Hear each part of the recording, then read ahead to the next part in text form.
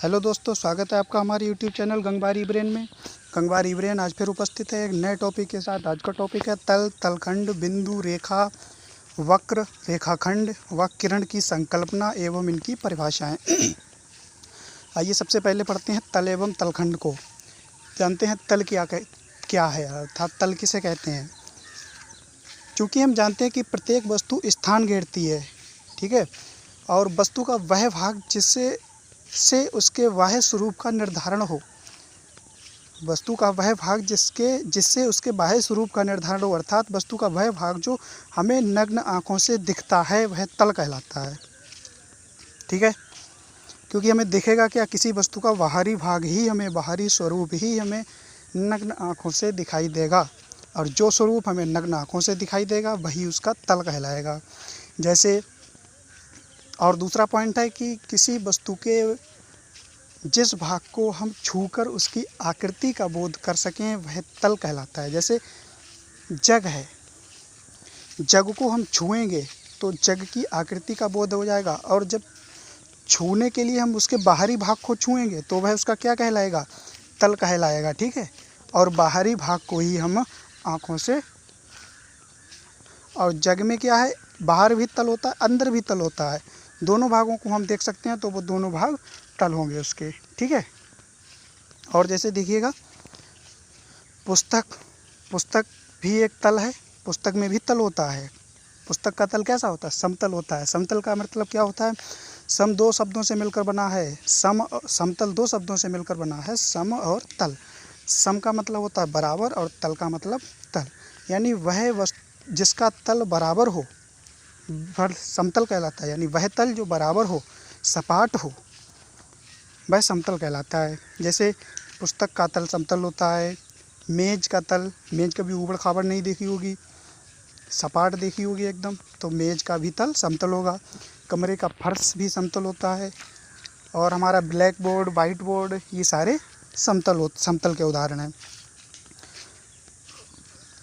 और कुछ वस्तुओं के तल समतल नहीं होते हैं, जैसे गेंद समतल नहीं है, इसका तल गोलाकार के रूप में है, इसका तल दिया हुआ। वक्र, बाहर की तरफ अगर इसका तल देखें तो वक्राकार तल है, वक्र बनता है। और अंडे का भी तल समतल नहीं होता है। आगे देखिए तलखंड, किसी भी तल के खंड को तलखंड कहते हैं। जैसे हमने व्हाइट बोर्ड लिया, व्हाइट बोर्ड के एक छोटे से भाग को चाहे वृत्त के रूप में, चाहे वर्ग के रूप में, चाहे आयत के रूप में, किसी भी रूप में अगर हम चिन्हित कर लेंगे तो वह चिन्हित किया हुआ भाग पूरे ब्लैक बोर्ड की तुलना में क्या होगा, एक खंड होगा, तल का एक खंड होगा। जैसे अगर हमने किसी ब्लैक बोर्ड के एक छोटे से भाग को वृत्त के रूप में चिन्हित कर लिया, अलग मार्कर से उसमें वृत्त बना दिया भाई ब्लैक बोर्ड पर, तो वह बनाया हुआ वृत्त जो है पूरे बोर्ड की तुलना में क्या है, एक छोटा सा खंड है। ठीक है, और पूरे वृत्त का, पूरे ब्लैक बोर्ड जो है उसका क्या है, तल है, तो उस छोटे से वृत्त का क्या होगा, तलखंड, पूरे की तुलना में एक खंड होगा, अर्थात वह तलखंड कहलाएगा, ब्लैक बोर्ड का तलखंड कहलाएगा। रेखागणित में 3 मौलिक संकल्पनाएं होती हैं, यानी रेखागणित निम्न 3 संकल्पनाओं से ही बना है। एक तो बिंदु होता है, रेखा, यानी रेखागणित बिना रेखा से संभव नहीं है, और समतल यानी तल। समतल यानी तल, रेखाखंड में क्या होगा, तल होगा, बिंदु होगा अर्थात पॉइंट, रेखा होगी अर्थात लाइन। आगे देखते हैं, एक चित्र दिया हुआ है, एक आयत जैसा समतल दिखाया गया है। समतल आयत को मान लीजिए ब्लैक बोर्ड, ठीक है, तो ब्लैक बोर्ड मान लिया, तो ये क्या है, ब्लैक बोर्ड का तल कैसा होता है, समतल, तो ये हो गया समतल। इसमें हमने एक बिंदु ले लिया, एक सरल रेखा ले ली। ठीक है, अब देखिएगा, बिंदु, रेखा और समतल के यथार्थ उदाहरण प्रकृति में या संसार में पाना संभव नहीं है। ज्यामिति के बिंदु, रेखा और समतल आदर्श संकल्पनाएं हैं। व्यवहारिक उद्देश्य से इन संकल्पनाओं से काफ़ी मिलते जुलते उदाहरणों का प्रयोग किया जा सकता है। आगे हम देखते हैं बिंदु, रेखा, इनकी सबकी परिभाषाएं।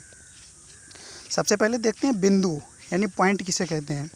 बिंदु केवल एक स्थान होता है। बिंदु में लंबाई, चौड़ाई, ऊंचाई, मोटाई कुछ नहीं होता। ये एक केवल निर्देश है, केवल एक निर्देश है। मतलब एक स्थान को निर्देशित करने का एक तरीका है बिंदु। ठीक है। बिंदु सदैव अक्षरों आवासा या का खा गा से प्रदर्शित किया जाता है। आगे देखते हैं रेखा। रेखा दो या दो से अधिक बिंदुओं के बीच की दूरी को कहते हैं। रेखा में केवल लंबाई होती है, चौड़ाई अथवा मोटाई नहीं होती। जैसे कोई समतल है, ऊपर समतल दिया हुआ है, किसी समतल में कम से कम दो बिंदुओं को मिलाने से जो संक्रिया होगी वो रेखा कहलाएगी। जैसे दो बिंदु का और ए और बी ले लिए, ऊपर ए और बी को मिला लिया, तो जो ए और बी को मिलाने से जो एक सीधी सरल रेखा बनी वही रेखा है। अर्थात किसी समतल में दो अथवा दो से अधिक बिंदुओं को मिलाने से जो उनके बीच की दूरी प्राप्त होती है वही रेखा कहलाती है। और रेखा में लंबाई होती है केवल रेखा में केवल लंबाई होती है, चौड़ाई अथवा मोटाई नहीं। क्योंकि आपने रेखागणित में पढ़ा होगा कि एक 4 सेंटीमीटर की रेखा, कभी ऐसा नहीं पढ़ा होगा कि 4 सेंटीमीटर और 4 सेंटीमीटर और 3 सेंटीमीटर मोटाई की रेखा, नहीं पढ़ा होगा। केवल ऐसा ही पढ़ा होगा कि 4 सेंटीमीटर लंबाई की रेखा। अर्थात क्लियर होगा कि रेखा में केवल और केवल लंबाई होती है, चौड़ाई अथवा मोटाई नहीं। आगे देखते हैं रेखाओं के प्रकार। रेखाएं कितने प्रकार की होती हैं। पहले देखिएगा सरल रेखा। दो बिंदुओं के बीच की दूरी, सबसे छोटी दूरी को सरल रेखा कहा जाता है। अर्थात एक बिंदु से दूसरे बिंदु को पर पहुंचने के लिए बहुत से रास्ते मिलते हैं, परंतु वह रास्ता जो सबसे दूरी में सबसे छोटा हो सरल रेखा कहलाएगी। यानी समझिएगा, दो बिंदुओं के बीच की सबसे छोटी दूरी सरल रेखा कहलाती है। जैसे चित्र में देखिएगा, ए से बी तक पहुंचने के 5 रास्ते दिखाए गए हैं। पहला वक्राकार है, ऊपर से घूम कर गया है। दूसरा भी वक्राकार है, तीसरा सीधा है, चौथा भी वक्राकार है, पांचवा भी वक्राकार है। यानी ए से बी तक पहुंचने के लिए 5 रास्ते अपनाए गए हैं। अब देखिएगा, जो पहला रास्ता है ये ऊपर से घूम कर आया है। तो दूर से मतलब देखने से ही स्पष्ट हो रहा होगा कि सबसे छोटा रास्ता कौन सा है। ए से बी तक पहुंचने के लिए सबसे छोटा रास्ता कौन सा है, रास्ता नंबर 3। तो वही अब परिभाषा में क्या है कि जो है किसी बिंदु से दूसरे बिंदु तक जाने के लिए सबसे छोटी दूरी रेखा कहलाती है। तो जो रूट नंबर 3 है वही ए से बी तक पहुंचने के लिए एक सरल रेखा हो जाएगी। अर्थात सरल रेखा ए बी होगी रूट नंबर 3, क्योंकि वही सबसे कम दूरी की है, ए और बी के बीच की सबसे कम दूरी है। आगे देखिएगा वक्र रेखा। जो रेखा सीधी ना होकर टेढ़ी मेढ़ी हो उसे वक्र रेखा कहते हैं। सरल रेखा सीधी रेखा थी और वक्र रेखा वह रेखा जो सीधी ना होकर टेढ़ी मेढ़ी हो, अर्थात कभी ऊपर कभी नीचे इस तरह से होती हुई जाए, तरंगों की तरह होती हुई जाए, वह रेखा वक्र रेखा कहलाती है। आगे देखिएगा क्षैतिज रेखाएं। एक ही धरातल पर आधार के समानांतर तथा एक दूसरे के समानांतर कई रेखाएं क्षैतिज रेखाएं कहलाती है। जैसे कॉपी है आपके पास, कॉपी की जो लाइंस हैं आपस में समानांतर हैं और क्षैतिज होती हैं। तो क्षैतिज रेखाओं का सबसे अच्छा उदाहरण आपकी कॉपी की लाइंस हैं, क्योंकि वो कॉपी की लाइंस हमेशा क्षैतिज में ही खींची गई होती हैं और एक दूसरे से समान दूरी पर खींची गई होती हैं, इसलिए कहा जाता है कि एक दूसरे से समानांतर भी होती हैं। तो क्षैतिज रेखाओं को समझने का सबसे अच्छा उदाहरण है आपकी कॉपी का पेज, कॉपी के पेज पर खींची गई लाइंस। अब जैसे यहाँ पर देखिएगा, ये जो ABCD और EF जो लाइंस, 3 रेखाएं खींची गई हैं, ये आपकी कॉपी की तरह खींची गई हैं, मतलब उसी डायरेक्शन में लेफ़्ट टू राइट खींची गई हैं। और उसी तरह की रेखाएं हमारी कॉपी में खींची जाती हैं।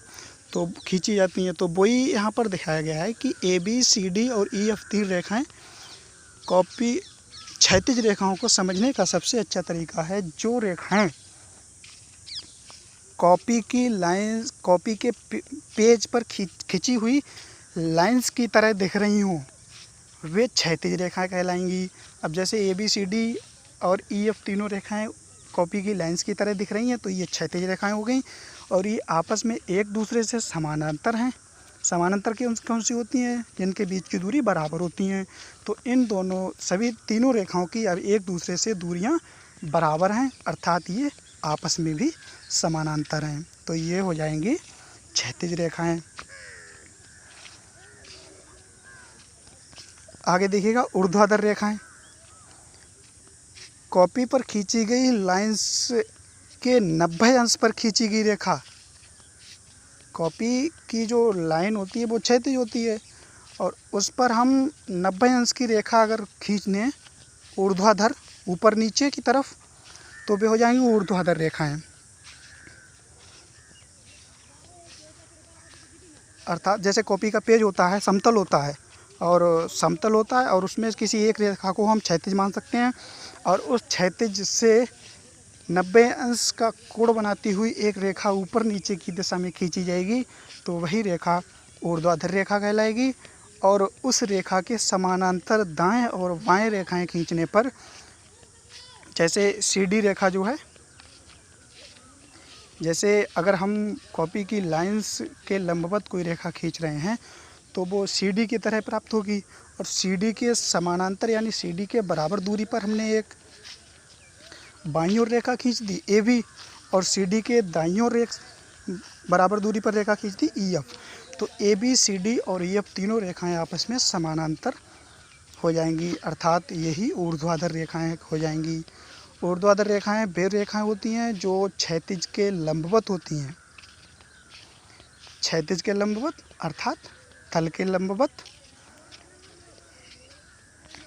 आगे देखिए समानांतर रेखाएं, जो वे रेखाएं जो या तो क्षैतिज हों या चाहे क्षैतिज हों चाहे ऊर्ध्वाधर हों, लेकिन आपस में एक दूसरे से बराबर दूरी पर खींची गई हों। ठीक है, आपस में एक दूसरे पर से बराबर दूरी पर खींची गई हों, अर्थात जो रेखाएं बराबर दूरी पर खींची जाएंगी तो वो आपस में कभी नहीं मिलेंगी। तो वही यहाँ पर हो जाएगा कि जो रेखाएं एक समतल पर क्षैतिज या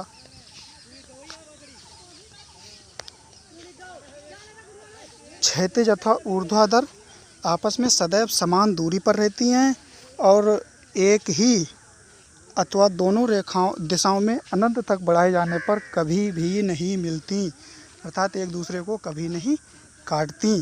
तो वे रेखाएं आपस में समानांतर रेखाएं कहलाती हैं। देखिएगा जैसे ये क्षैतिज रेखाएं दी हुई हैं ABCD और EF, एक दूसरे से मतलब समान दूरी पर हैं।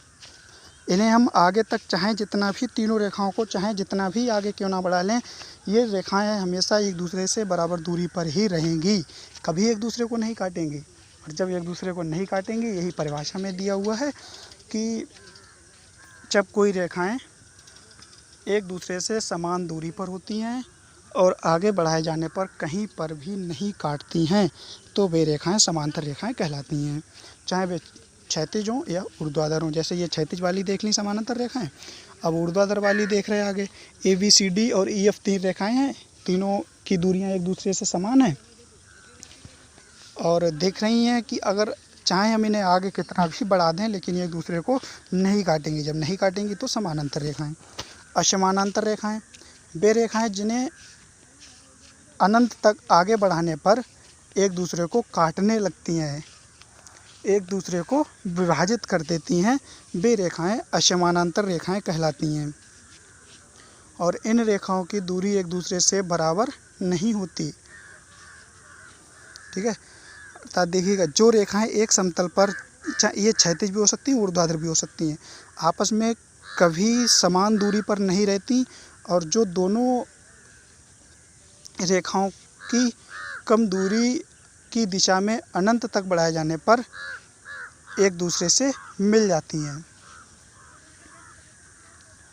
अब देखिएगा, जैसे दो रेखाएं ए बी और सी डी दी हुई हैं, यहाँ पर दिया हुआ है जो दोनों रेखाओं की कम दूरी की दिशा में अनंत तक बढ़ाए जाने पर एक दूसरे से मिल जाती हैं। समानांतर रेखाएं क्या था, उन्हें चाहे कितना भी बढ़ा दो लेकिन नहीं मिलती हैं।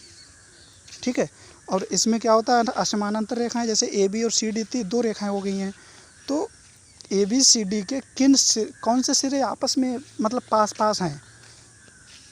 कम दूरी की दिशा का मतलब है कौन से सिरे आसपास हैं, ए और सी वाले सिरे आसपास हैं, तो हम इन्हीं सिरों को आगे बढ़ाएंगे, अर्थात पीछे की तरफ खींचेंगे, आगे बढ़ाएंगे।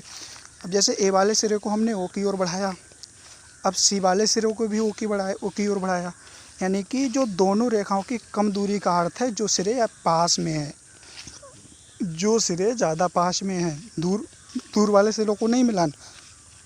जैसे अगर बी और डी वाले सिरों को आगे बढ़ाएंगे तो वो और दूर ही होते चले जाएंगे, कभी भी नहीं मिल पाएंगे, तो इसीलिए ए और सी वाले सिरों को बढ़ाया गया है। ए और सी वाले सिरों, ए वाले को सिरों को बढ़ाया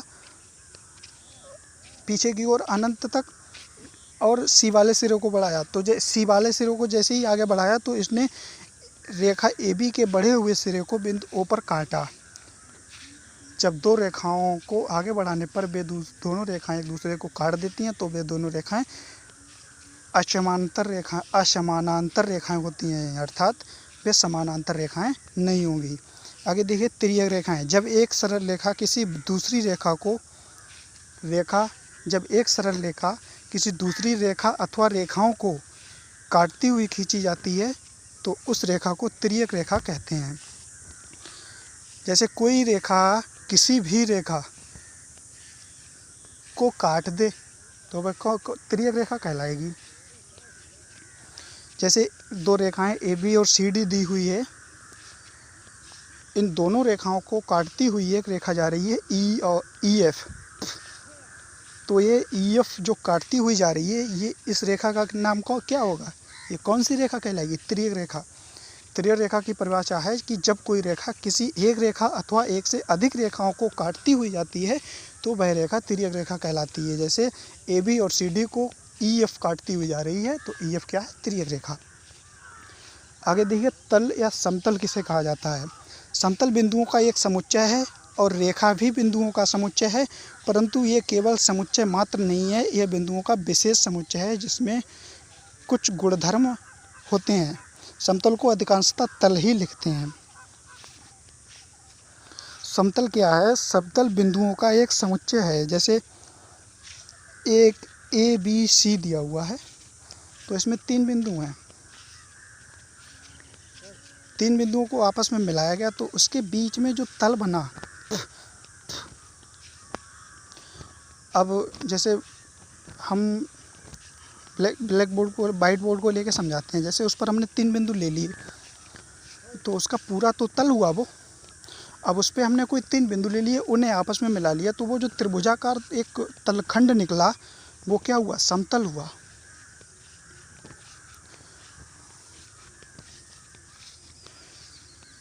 यहाँ से यही समझिएगा, समतल बिंदुओं का एक समुच्चय है और रेखा भी बिंदुओं का समुच्चय है।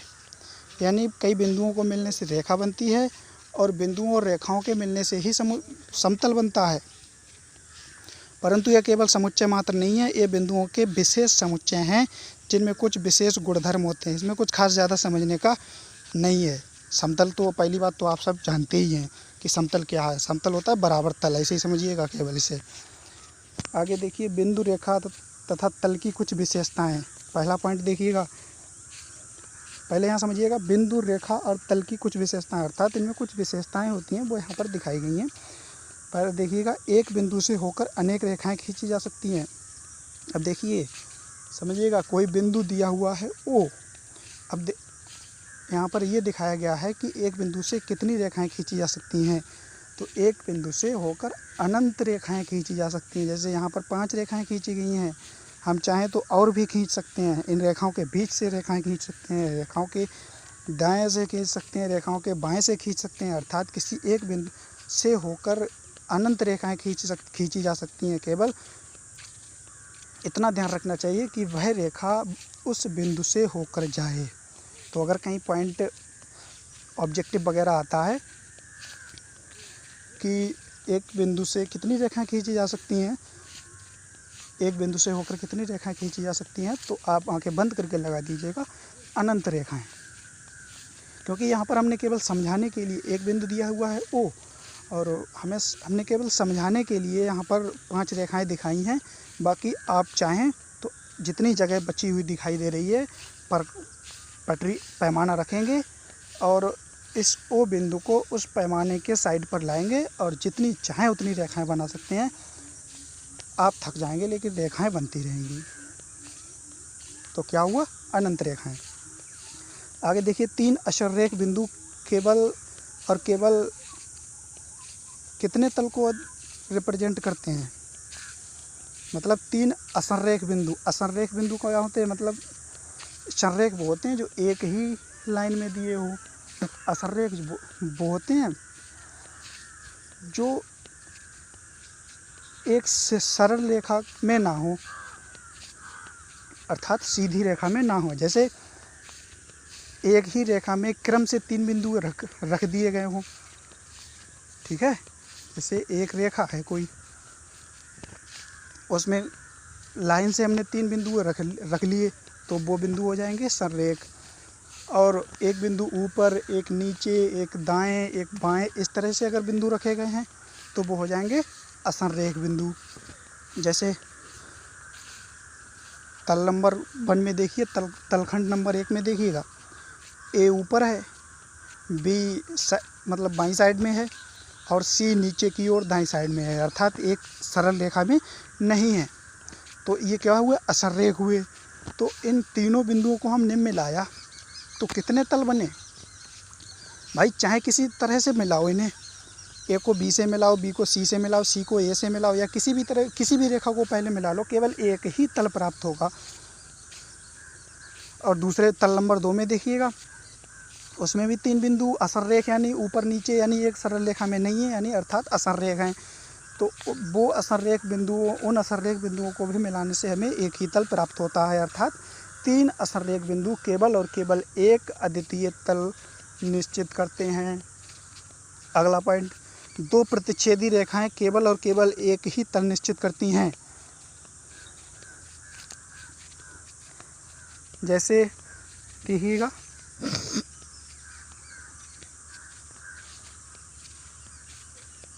दो रेखाएं ए बी और सी डी हैं, ये कॉपी का पेज दिख रहा है, दोनों आपस में प्रतिच्छेद कर रही हैं, अर्थात काट रही हैं।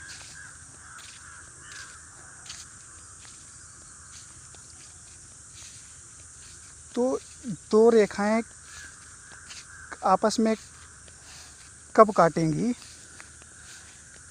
जब एक ही तल होगा। अगर 2 तल हो जाएंगे तो 2 रेखाओं से 2 तलों का निरूपण नहीं किया जा सकता, ठीक है। तो वही यहाँ पर कॉपी के पेज पर 2 रेखाएं ए बी और सी डी मतलब दिखाई गई हैं जो आपस में काट रही हैं। और कॉपी का तल कौन सा होता है, समतल, अर्थात एक ही तल है। आगे पॉइंट है, किसी तल में स्थित 2 बिंदुओं द्वारा निश्चित की गई रेखा का प्रत्येक बिंदु उस तल में स्थित होता है। जैसे किसी तल में स्थित 2 बिंदुओं द्वारा, किसी तल में कोई 2 बिंदु ले लीजिएगा, उन 2 बिंदुओं को मिलाकर जो रेखा खींचेंगे, ठीक है, उस रेखा पर हम चाहे जितने भी बिंदु क्यों ना ले लें, वो सारे बिंदु उसी तल में स्थित होंगे जिस तल में ए और बी हैं। ठीक है, जैसे हमने बिंदु लिए ए डैश और बी डैश, दो बिंदु ले लिए, इन दोनों को हमने मिलाया, इसके बीच में हमने कई बिंदु दिखाए हुए हैं, लिए हुए कई बिंदु दिखाए हैं। तो अब देखिएगा ए डैश और बी डैश वाले बिंदु कॉपी के तल में हैं और जो बाकी बिंदु लिए गए हैं वो भी कॉपी में के तल में ही हैं। अर्थात स्पष्ट है कि किसी तल में दो बिंदुओं को लेकर उनसे खींची गई रेखा पर स्थित सारे बिंदु उसी तल में होंगे। आगे देखिए, दो रेखाएं किसी भी तरह तल का क्षेत्र नहीं घेर सकती। क्षेत्र घेरा कब जाता है, किस तरह से क्षेत्र घेरा जाता है? जब कोई एक एरिया रेखाओं के द्वारा क्लोज कर दिया जाए, अर्थात बंद कर दिया जाए, तभी तो घेरा जाएगा। अब किसी भी तल पर किसी भी तरह से दो रेखाएं खींचिए आप, वो तल पूरी तरह से नहीं घेरा जाएगा। जैसे ए बी और सी डी दो रेखाएं काटती हुई हमने खींची, पहले चित्र में देखिएगा, तो एक साइड खाली रहेगी, एक साइड खाली रहेगी, अर्थात तल नहीं घेरा गया। अब दूसरे चित्र में देखिए, यहाँ पर भी दो रेखाएं काटती हुई खींची, यहाँ पर भी एक साइड खाली रहेगी। आगे देखिए, दो रेखाएं हमने खींची, वहाँ पर दोनों साइड खाली रहेगी। अर्थात दो रेखाओं को किसी भी तरह से हम खींचें, लेकिन वह उस तल का क्षेत्र नहीं घेर सकती, अर्थात क्षेत्र का निरूपण नहीं कर सकती। अगला पॉइंट, यदि दो तल प्रतिच्छेदन ना करें तो उनका सर्वनिष्ठ उभयनिष्ठ भाग एक रेखा होगी। यानी दो तल हमें इस तरह से लेने हैं जो एक दूसरे को प्रतिच्छेद ना करें, अर्थात एक दूसरे को छेद कर पार ना निकलें, केवल स्पर्श करें, तो जो उनका स्पर्श वाला भाग होगा, अर्थात जो जहाँ पर दोनों तल मिलेंगे वो एक सरल रेखा बनेगी। जैसे आगे चित्र में देखिएगा, हमने दो पेज लेकर एक पेज को तल नंबर 1 दिखाया, दूसरे पेज को तल नंबर 2 दिखाया है। अब यहाँ पर ये एक तल जो है, तल नंबर 1 दूसरे को प्रतिच्छेद कब करता? प्रतिच्छेद तब करता जब तल नंबर 1 तल नंबर 2 के बाहर निकल जाता, तब प्रतिच्छेद करता। जबकि यहाँ पर तल नंबर 1 तल नंबर 2 के ऊपर ही रखा हुआ है, अर्थात तल नंबर 1 का हिस्सा तल नंबर 2 के हिस्से को छू रहा है, केवल स्पर्श कर रहा है, यानी दोनों हिस्से मिल रहे हैं। तो जो उभयनिष्ठ भाग है, जहाँ पर ये दोनों मिल रहे हैं, देखिएगा एक सरल रेखा की तरह दिख रहा है। जहाँ पर दोनों तल केवल मिल रहे हैं, प्रतिच्छेद नहीं कर रहे हैं, तो जो मिलने वाला उभयनिष्ठ भाग है वो एक सरल रेखा होगी। यही यहाँ पर इस विशेषता में, इस पॉइंट में बताया गया है। उम्मीद है समझ गए होंगे कि दो तल जब प्रतिच्छेद नहीं करते हैं तो उनका उभयनिष्ठ भाग जो होता है वो एक सरल रेखा होती है। अगला पॉइंट, एक रेखा पर अनंत बिंदु स्थित होते हैं। कोई एक रेखा ले लीजिएगा, उस पर अब देखिए, हमने एक रेखा ए और बी ली है, इस पर हमने कुछ बिंदु दर्शाए हैं, बाकी जगह भी छूटी हुई है। हम चाहें तो मतलब जब तक चाहें तब तक हम इस पर बिंदु रख सकते हैं, लेकिन ये रेखा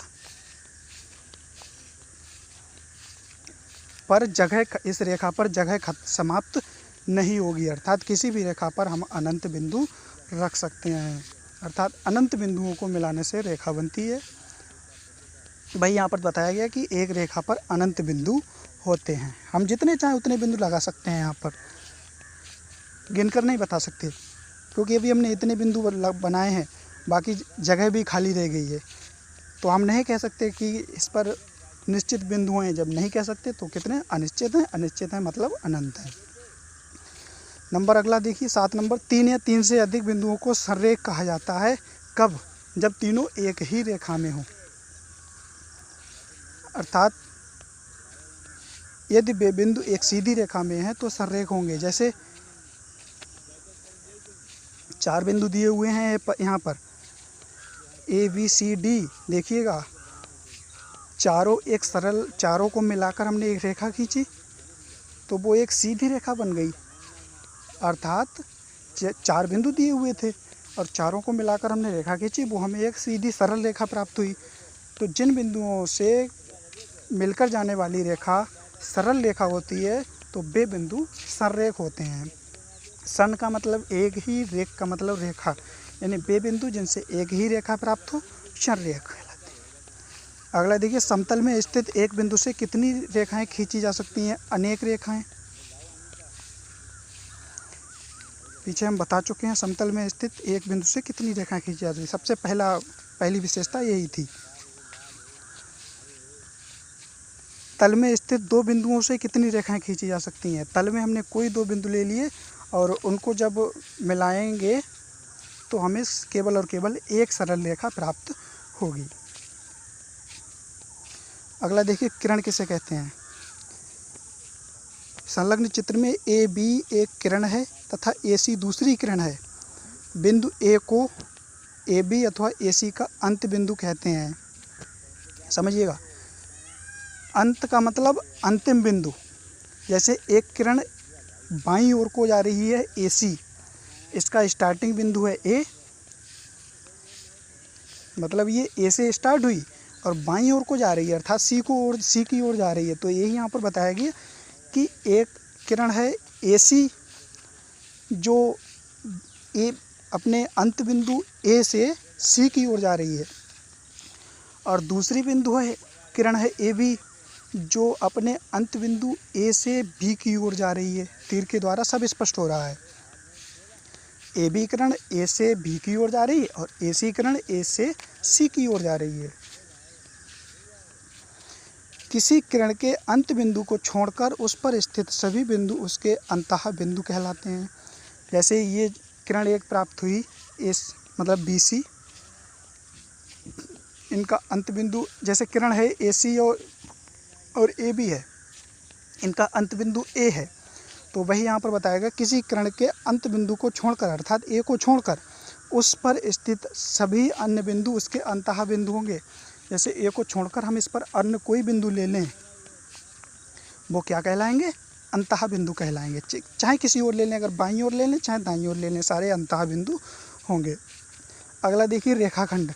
किसी रेखा का दो बिंदुओं द्वारा घिरा हुआ बीच का खंड रेखाखंड कहलाते हैं। जैसे कोई हमने रेखा खींची, उस पर दो बिंदु निर्धारित कर लिए, ठीक है।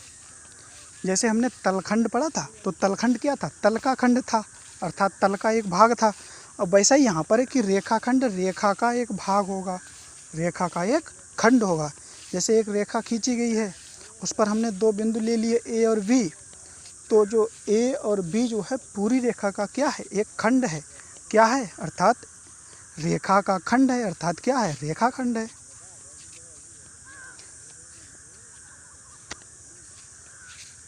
अर्थात किसी रेखा का दो बिंदुओं द्वारा घिरा बीच का खंड रेखाखंड कहलाता है। रेखाखंड दो अंत बिंदुओं द्वारा सीमित होता है।